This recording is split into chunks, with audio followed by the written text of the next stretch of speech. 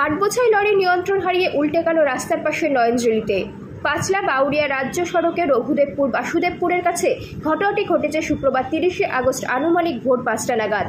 স্থানীয় সূত্র মারফত জানা যায়, ভোরবেলায় দ্রুত গতিতে পাঁচলার দিক থেকে বাউরিয়ার ফোর্ট গ্লস্টারের দিকে যাবার সময় নিয়ন্ত্রণ হারিয়ে নয়নজলিতে উল্টে যায়।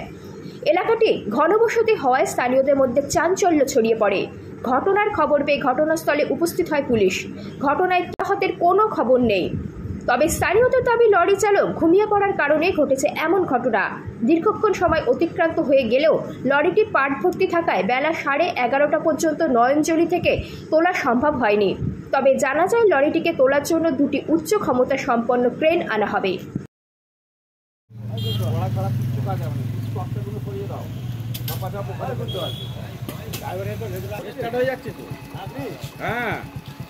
হ্যাঁ, আমি তো ওই জন্য ড্রাইভার হয়তো থাকতে পারে, সিঙ্গেল দিচ্ছ আর কি।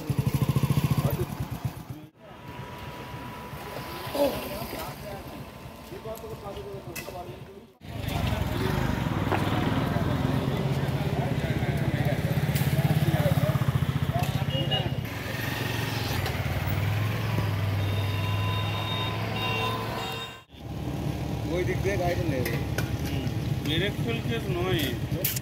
ব্যুরো রিপোর্ট, জি লাইভ নিউজ।